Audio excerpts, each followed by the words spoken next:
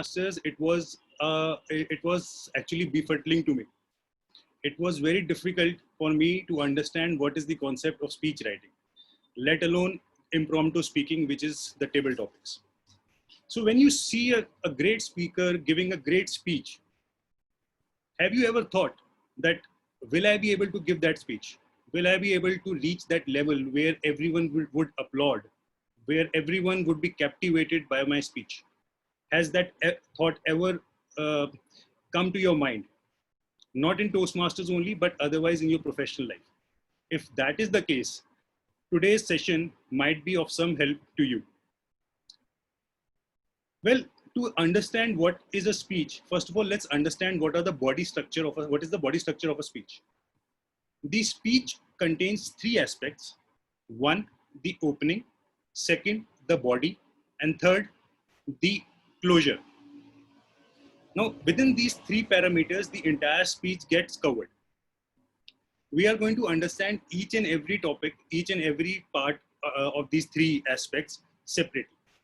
So let's start with the opening. If you have ever seen the speeches of the world champions of public speaking like Mohammad Katani and Dhananjay Heterachi, you must have seen that they were able to immediately capture the audience attention within the first 1 minute. And trust me, friends, it's very important that you are able to capture the attention of the audience in the first minute. Now, how do you do that? Your opening lines are very crucial. You might have seen most of your speakers in the club or even in the area or division level start their speech with "Good morning, everyone." "Hello, everyone." Now, "Good morning, everyone," "Hello, everyone" is good, but that should not be the starting line of your speech. When you are there on the stage, start with something which holds the attention. And after that, "Good morning, fellow Toastmasters," "Good morning, contest chair," that should come. For example, Mohammad Katani, when he was giving his speech, everyone knew that he is there to give a speech, but he came on the stage and he put a cigarette in his mouth. He was about to light it up. Obviously, everyone knows that it's a Toastmaster setting. You are not supposed to smoke. But when he did that, he captured the audience attention without uttering a single word. And thereafter, when he has made that point of getting the attention, he said, "Good morning, contest master, and good morning, my fellow Toastmasters." Similarly, Dhananjay Heterachi, when he was starting his speech, he had a flower in his hand and he had a trash can right in the center of the stage. He slowly took out all the petals of the flower and put it in the trash. And then he said, "We are like this, but life sometimes takes out our petals and throws them into the trash. Good morning, contest master and my fellow flowers." Now, that is how he captured the attention. So it's very crucial that in the very beginning, you do something which captures the audience attention. Now, don't use "good morning," and especially don't use jokes. It's very important that people sometimes feel that by starting with a joke, people will laugh. Now, this is a very huge risk. If you start with a joke and the people does not give you that reaction which you want, it can be difficult for you. Plus, it will take away the audience attention from you. So never start with a joke until unless you are very sure that people are going to laugh about it. And especially if you have used it in your district, in your club level, in your area level, people have already heard that joke. So if you are trying to start your speech with a joke, it's a huge risk. So it's a big no. Don't use it. The best thing which you can do for starting your speech is take your audience to a place where you want them to go. So you can always start. Imagine what would be your ideal situation if you were present over there. Imagine what would have happened if we would have only online meetings and no physical meetings. Now, this will start the audience, this will get the audience into rethinking. It will ask them to think about your topic. It will engage them. Now you want people to know, and people also want to know that what is the speaker going to talk about. If there is a theme, like in Toastmasters, there is normally a theme in every meeting. So for example, there is a theme in the meeting which says environment. You can start your speech in such a manner which relates to the environment. You can say, I have been called on the stage to give a speech, and the theme of the meeting clearly relates to what message I am going to deliver today. Now, how does it relate to it? How does your speech relate to the environment will be related through your purpose in the speech.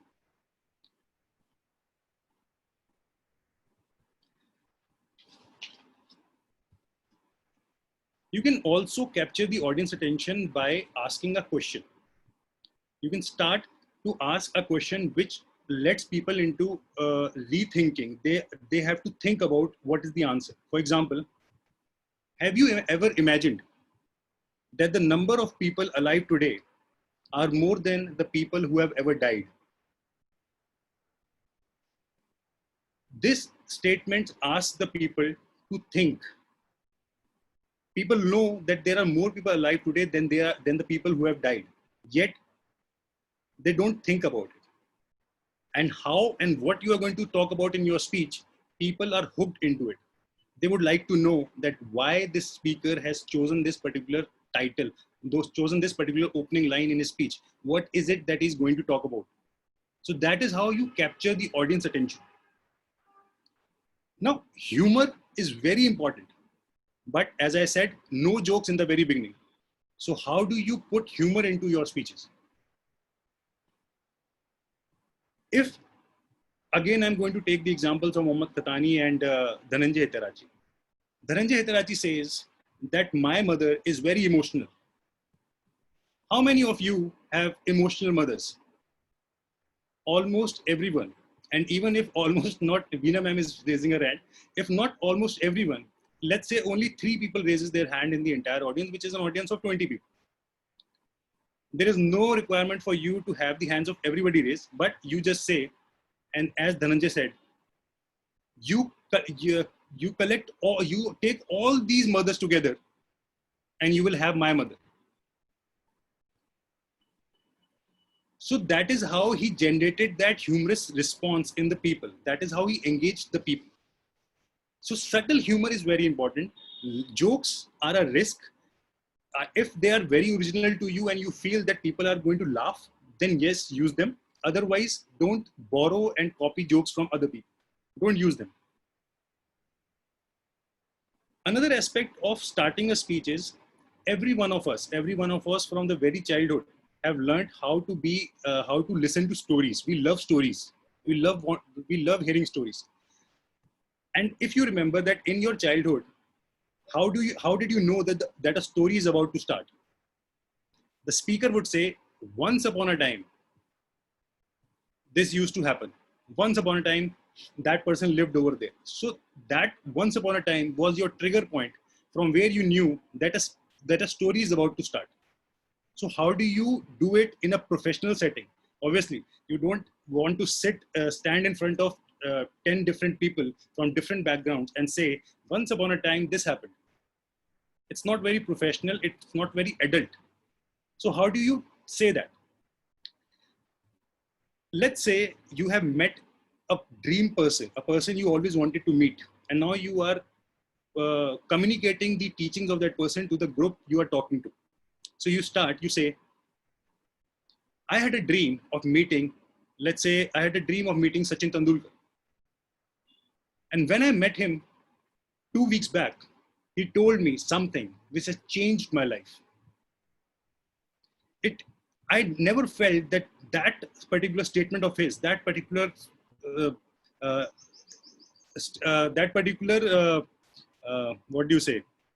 advice from him would have so much impact on my life. I'd never thought of it. And I'm sure that if I tell you that advice, it will do the same for you. Now, even if I take 10, 15, 20 seconds as a pause right here, all the audience members would like to know what is it that advice that was given to the speaker by Sachin Tendulkar. Maybe that advice might help me. So that is how you hook the audience, by in an indirect way saying once upon a time. And that is how the people will be hooked to know what actually happened. So these are the few techniques with which you can start your speech. Let's talk about the body. The body of a speech has to be organized. It cannot be haphazard. You have a limited amount of time when you are giving a speech to your audience members. It cannot be haphazard. For example, if I talk something about the opening and then I quickly jump to the conclusion, then I quickly come back to the body, then I quickly come back to the conclusion, then I quickly back to the opening, it will be very difficult for the people to understand. But right now, when I've talked about the opening, now I have moved on to the body. So it's very important that always have a good structure, a good organization of your speech. Very important. I have seen speakers put in useless words when they are describing or they are making the part of their body of the speech. It's very important that you don't beat around the bush. Beat around the bush means that you be direct. For example, if you have made a point that a particular person, when he entered the room, he was shocked. Once you have made that point, there is no importance of you telling again and again the same thing from different perspectives, because that has been already told. So you avoid using useless words, avoid making your speech with loaded with too much information. If your speech is loaded with too much information, for example, in Toastmasters, you have a limited number of minutes for giving your speech. For prepared speeches, you have 5 to 7 minutes. For table topics, you have 2 to 3 minutes. Now, in that period, if you are using too much information or you are beating around the bush, then what would happen? Either you will be short of time and you will be disqualified for XYZ reason. I'm not talking about the contest only, even in the Toastmaster sessions. Your speech will be disqualified. However good it may be disqualified. It will be disqualified. The second, if you manage to get it in time, then I'm sure that with too much information, you will be rushing past your speech. When you are rushing past your speech, the entire purpose of your speech gets defeated. People would like to know and understand and take and comprehend what exactly is the speaker speaking. So you need to give this audience time to understand and react to your speeches. It's very important that you research your topic.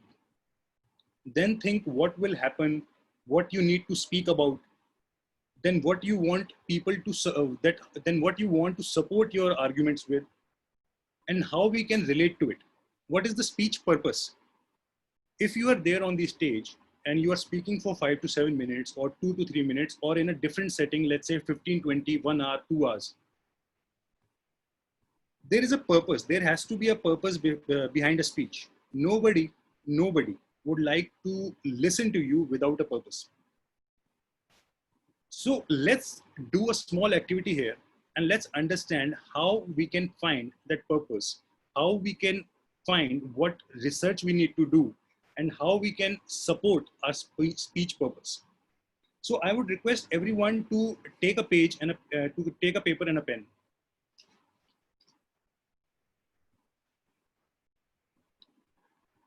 And write in the center the word poster.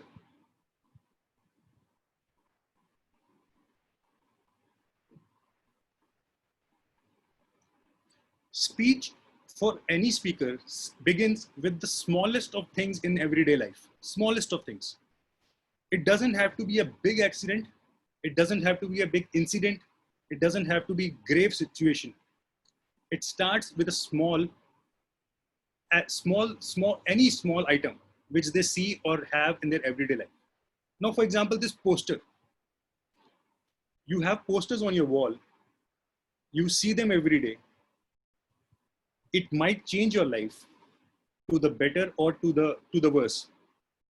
So if we take that word poster, I would like everyone to give me a thing which they can relate with that term poster. What comes to your mind when you think of the word poster? Write it in the chat box.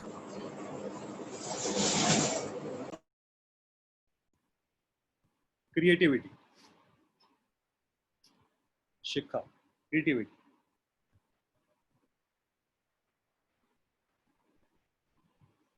Motivation, motivational quotes.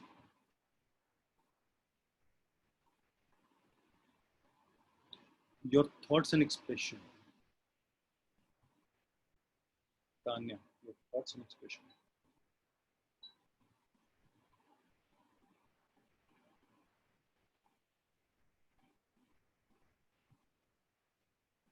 Reaction of life, nice.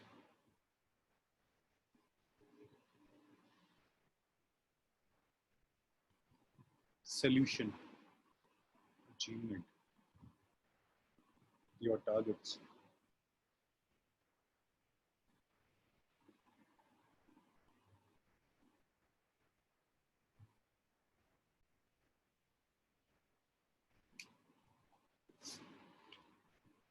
Thank you, everyone. Thank you so much. Now let's take any one of it. Let's either take celebrations, your targets, your perspective, stimulates brain. Lovely answers, people. Lovely. Vibrant solutions, duty and responsibility. Lochan, very nice. Mahabharat picked, nice. Reflection of life, memories to cherish, positivity. Now, so many things which have come to your mind. In a matter of minute, I think it was less than a minute that people came up with so many words related to a small item, poster. Now, just imagine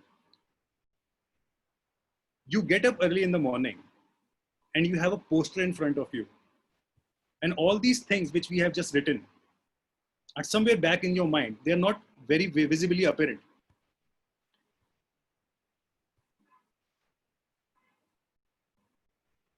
Now, how you can relate whatever everyone has given, that one particular word.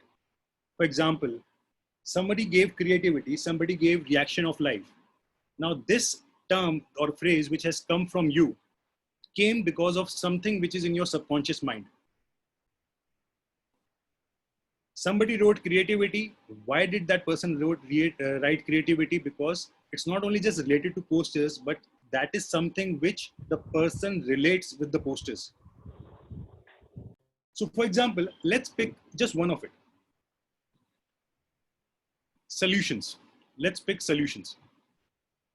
Now, I would want people to write how a poster on a wall can provide solutions to your life. Any one or two examples. We'll just take 30 seconds for that.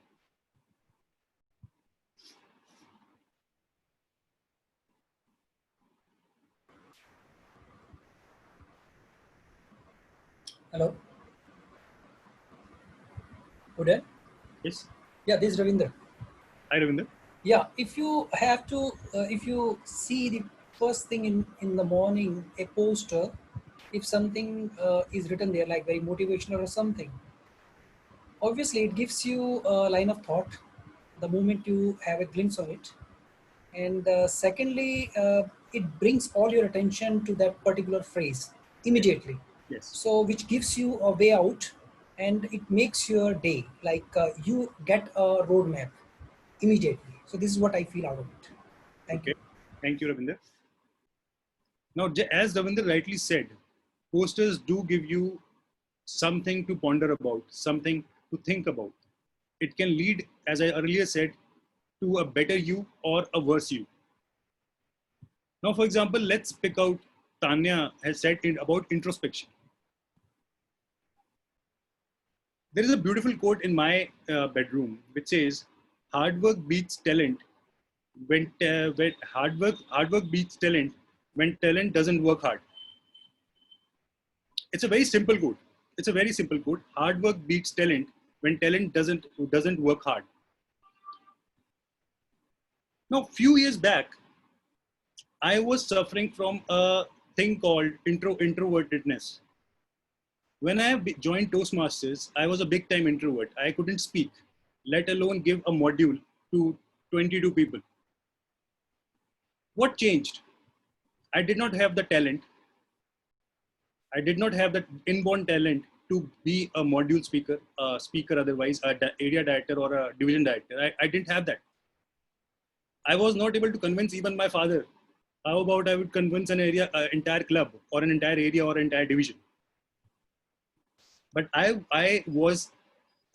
promised myself that I would work hard, that I would learn from the best of the best, and I will try to make a better life for me, because I don't have the talent, but I have the capability of working hard. A simple, if now we are writing that into a speech, we start with the quote: hard work beats talent when talent doesn't work hard. Then what is it that is happening in my life? Why am I not achieving success? Because I don't have the talent. I write that as my past. Then what prompted me, because I didn't have the poster in my house 5 years back or 6 years back. So what prompted me to work hard? That is my present. Tanya is saying something. Work hard, every little effort of, yes, definitely Tanya. Similar, very similar. And then what is it that you are going to do by working hard? So how you are going to achieve those goals, and what exactly did you achieve by working hard? And in the end, you come back to the same point, that I didn't have the talent, but I had the capability of working hard. And when I worked hard, it gave me the talent which I did not have. Friends, hard work beats talent every time when talent doesn't work hard.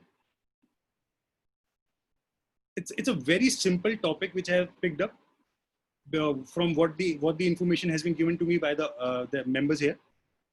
So the quote, what is happening in the past, present, what I achieved by through it, what did I do and how did I achieve it, and the conclusion. So a small topic like poster gave you the inspiration of having introspection, and introspection can lead to an entire speech. Nothing big happened in my life for this speech to come up, only that poster happened, right? So it's very important that you do activities like this. Always think about what is that basic thing which has prompted you to give this speech.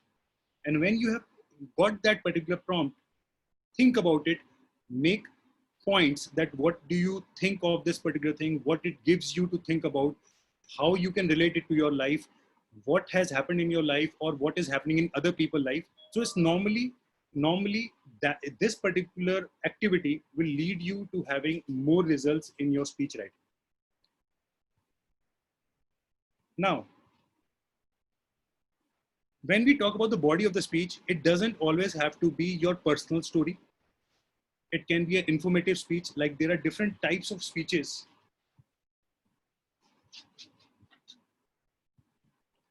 There's an entertaining speech where the sole purpose is to entertain the audience. There's an informative speech where you are only providing information to the people. For example, how to change a tire of a bicycle. You are providing information to the people that what is it that you want to do, or you are talking about the environment, that what is it, like Abhinav also rightly said, that if we are not using the paper, we are actually preserving the earth. So kudos to Abhinav for that. Demonstrative speech. Demonstrative means where you are demonstrating something. You are not just giving information, you are also demonstrating. Like changing a tire, you are not only giving the information, but you are also showing it to the people by doing it in front of the audience. Persuasive speech. Persuasive speech is when you are asking people to change their opinion and accept your opinion as the right thing. So everybody might have an opinion that if we don't use paper, we are going to save Earth. But your opinion is if we are going to use paper, then we are going to save the Earth. It might be wrong, it might be right. But your idea of a persuasive speech is to get them to accept the idea that if you are using paper, you can save environment. And then you have the motivational speech where you are generating the emotions of the people and you are asking them to do something from their emotions. For example, a person who doesn't work hard, you are engaging his emotions and you are asking him to do something which he would never do. So that is a motivational speech. Now, when I say that you are not just in your own, in the body of your speech, you are not just talking about your own self, your personal life. For example, as I just gave an activity example about how a particular quote inspired me. My speech, as I said, different types of speech are there. You can talk about information, you can talk about demonstration, you can talk about other people's lives. For example, an incident happened in the family of someone, a friend of you. He met with an accident, or he was motivated by something and he achieved something. For example, Harish is giving a speech on my life that Udyan got inspired by this quote and he has done so much in his life. That is also possible. So when you're giving that particular speech, when you are giving the perspective of a different person, it's important that you do role play. So when you are writing your speech, always have that two people in your speech. For example, when you're writing about what Harish is thinking, you are writing, I always wanted to achieve something. I always wanted to achieve a little more than what I've already achieved. And when I look at my friend Udyan, he was motivated by a simple quote. In his own words, yes, friends, I did get the achievement which I wanted. And I did get it from just a quote. That role play in your speech writing, gives you the leverage of using vocal variety and gives you the leverage of people accepting not only just Harish story, but also the story which Harish is telling about Udyan. So role play in the body is very important. Now, when we talk about the closing is the most important thing in your entire speech. The most important thing. I have seen speakers who have got befuddled on the stage, who forgot a lot of things on the stage, messed it up, but they had a strong conclusion. You can close, and if you have the opportunity of closing by relating it back to your opening, then the speech comes a full circle. It gives the audience a collective understanding of the entire thing. For example, you started with a quote, or you started with a role play. Example, Mohammad Katani, when he started his speech, he started by putting a cigarette in his mouth and he started to light it up. And in the end, when he gave the last line, he picked up he took the cigarette again from out of his pocket, showed it to the audience, and crumbled it. So the entire thing got back in a circle. It relates back to the beginning. Second way of closing is a dialogue close. A dialogue close is something where you have the entire story in a conclusion. For example, let's forget about this quote. Let's say that you have done something, or you have achieved something, or something bad happened to your life and you have come back from it and you have achieved a little more because of that. So you can always develop a dialogue of your own. It's basically like a statement, but it's a dialogue of your own. You can say, if I was able to change my life, if I was able to get up from the slums and reach the milestone I always dreamt, so can you, friends. So can you. Something like this, a dialogue, will always leave the people with a positive. And it's very important to always leave the audience as a positive, because as rightly said by many people, the last sentence or last conclusion of your speech will linger on in the audience forever. They don't remember the entire speech. They only remember what you said in the end. Never end your speech with a question. How would you do it? Would you want to do it? The reason why I'm saying this, because it gives the power to the audience. It takes the power from you and it gives it to the audience. You always, as a speaker, would like to keep that power, that control with you. So always leave them with a positive, a dialogue, or a call for action. For example, if you are giving an informative speech that how to fix a tire, then you would like to call them and say that I would want you to fix a tire. A more difficult speech would be, let's say, a persuasive speech and motivational speech about the army people, the men who are giving so much of their life on the borders. What is your call for action for them? Yesterday, I wrote a letter of thanks to XYZ army member. It would be great if you could take out 5 minutes of your time and write a letter today. A simple dialogue, a simple call for action will not, if not all, will at least have 5 to 6 people out of 22 write a letter today, and they will come year after years and they will tell you, Harish, Kashish, Veena ma'am, you gave a speech that day and I wrote a letter which I would have never written. You asked me to do it and I did it. So that is an impact which you are having on the audience members.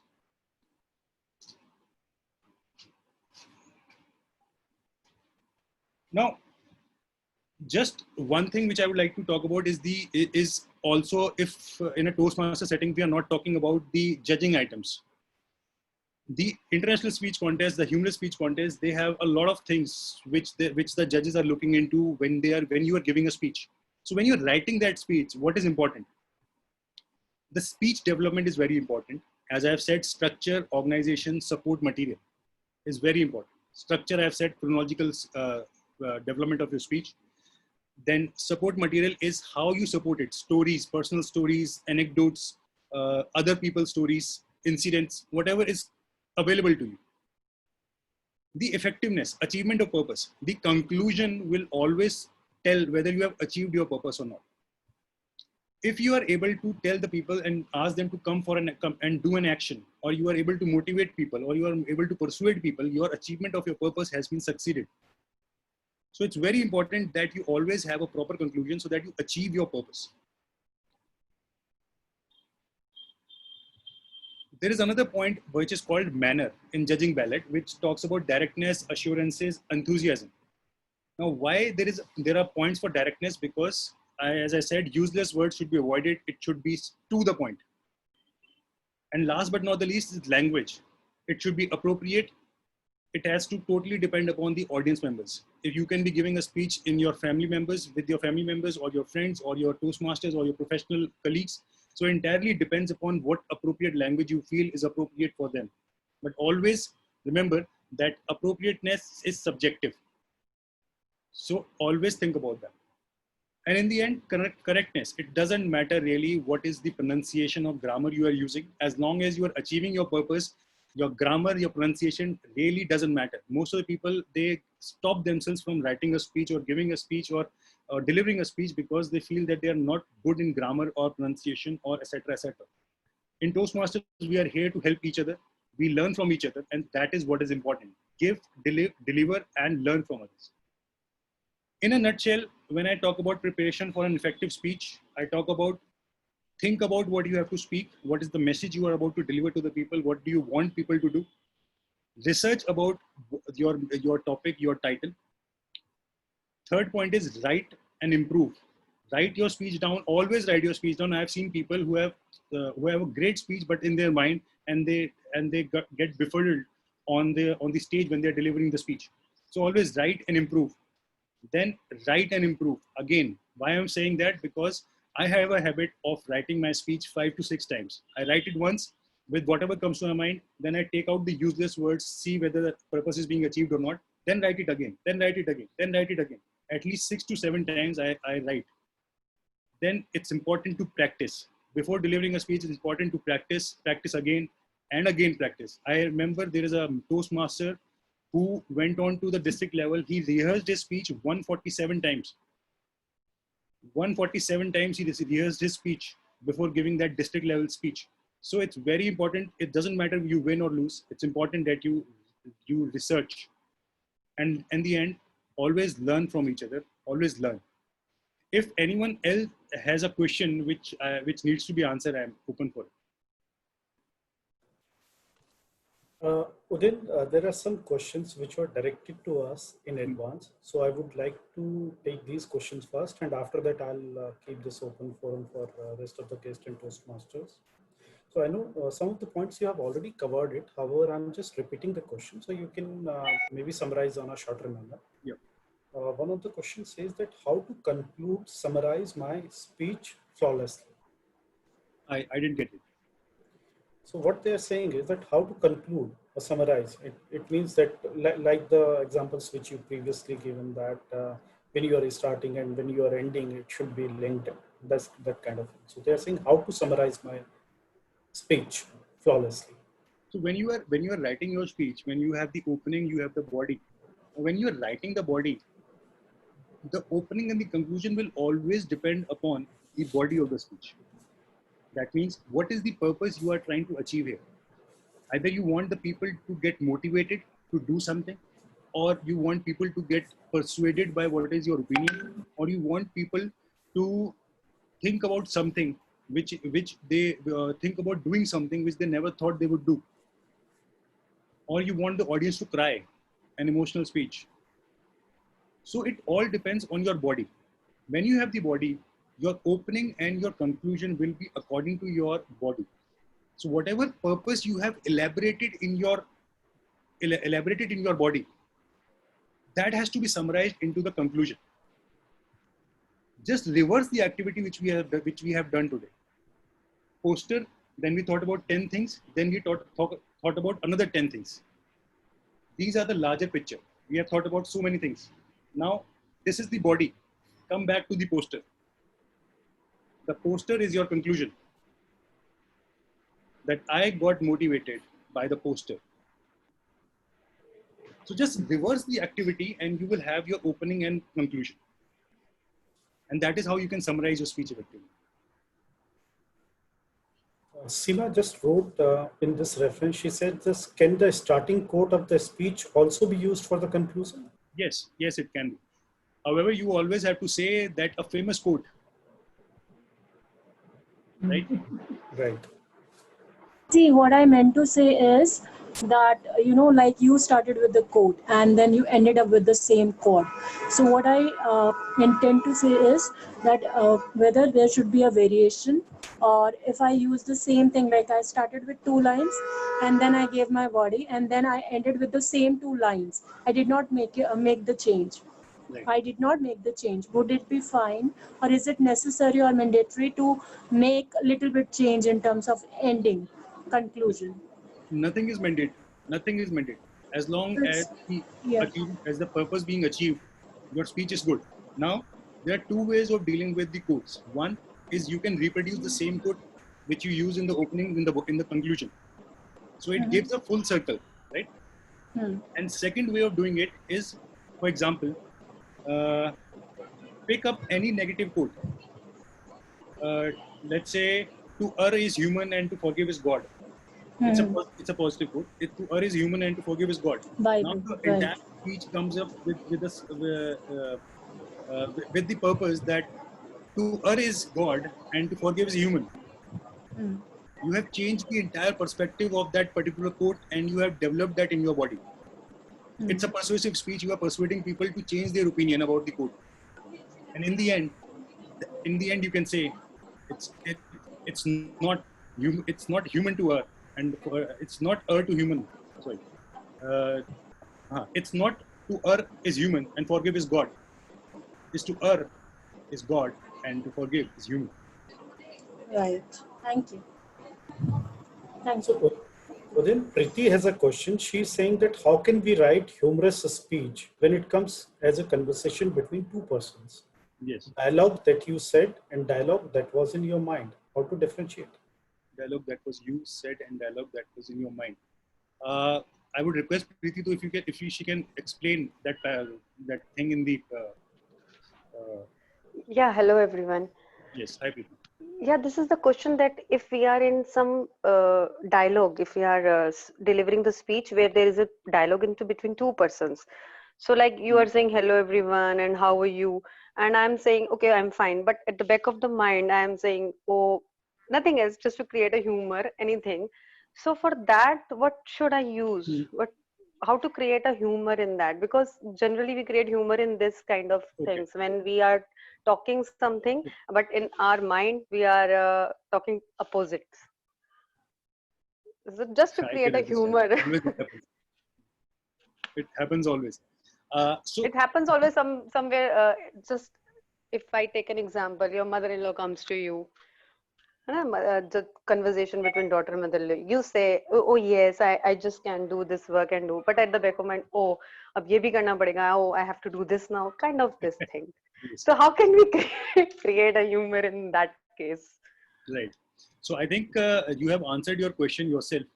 Now, just to add on to that, humor is something which is dependent on two things. First, it's inbuilt, and second, you develop that. So it takes a lot of.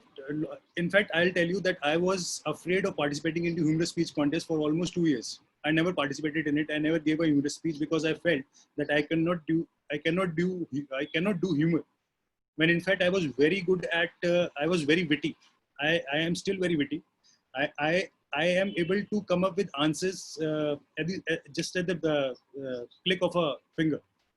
But what happens is when you're giving a particular, when you're making a humorous speech, it always is in your back of your mind that whether the other person will laugh or not. So I would suggest then when you are writing your speech, just imagine your speech, just visualize your speech, just live your speech. When you live your speech, the natural humorous part of you will come out, and just write it down. Just write it down. Just use it into your speeches. Because what will happen? You will not be perfect in the first. You will not be a perfect humorous person in your first speech. But over a period of time, that effort which you are putting by visualizing and imagining your speech and writing your humorous self out will help you become and help you write a better humorous speech. So just practice. Like the example which you just gave was humorous in itself. So you can do that. I hope it's clear. But again and again, we cannot say like this, na, this is at the back of my mind, at the back of my mind. Yes. Again, then the audience will get irritated. Why they listen again and again the No. same thing? You So don't have how I to. can create this thing? Yeah. How sometimes I create that just as of expressions, facial expressions and all. Yeah. So I'm doing like this now, Yeah. just to add a facial expression so the people get to know, okay, this is back of the mind and this is how she was saying. Right. Any other option if you can suggest? So that is what I'm saying. You don't have to write in your speech that in the back of my mind, this is happening. Until unless you are writing a story of something which happened actually. If you are trying to be humorous, for example, Mohammad Katani for that matter, or Dhananjay Hitarachi for that matter. As I said, if you raise your hands, if you have an emotional mother, now put them all together and you'll get my mom. He didn't say that he has this in the back of his mind. It's called a punch. When you are writing something which is back in the back of your mind, that's part of the story. When you are writing a punch, a humorous speech is all about punches. A story and punches, both of them together. So when you're writing punches, it doesn't have to tell the audience that you are making a punch right now. It has to come very naturally. And how does it come naturally? You start writing one or two punches, not more than one or two in your speeches. When you start writing one or two punches in your speeches, eventually those one or two punches will find their meaning. You will find more punches to bring in, and the audience will love you for that. I hope this is clear. Yeah, this is clear. Thank you so much. Thank you so much. And I would like to say that if anybody else, because we are running short of time, I have been informed by the timer. And if anybody else has a question, they can always reach out to me. And I would like to, in the end, say that in a Toastmaster setting or any setting for that matter, if you are a speaker, it's very important that you connect with your audience. And this does not happen only when you are speaking, but before that and after that. So it's very important that whatever you are saying to your audience before or after the meeting or before or after the speech, because people will perceive you as that person. And you never know in Toastmasters who is going to be a judge in a contest in which you are a participant. So always think, always act as a professional speaker, as a professional Toastmaster, and learn from each other. Thank you, everyone. May I say something? Yes, ma'am. Hello. Udyan, Thank you very much for giving such a good session on how to write a speech. Thank you, ma'am. It really gave us a good guidance to take the points. Thank you very much. Thank you, ma'am. Keep on coming in the meetings. Yes, ma'am. Will do. Okay. Thank you, everyone. Thanks, Udyan, for such a wonderful session and giving us such an insightful thing about writing a script.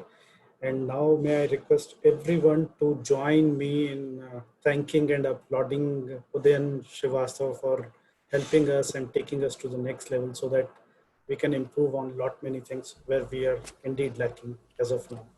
Thank you, Udyan.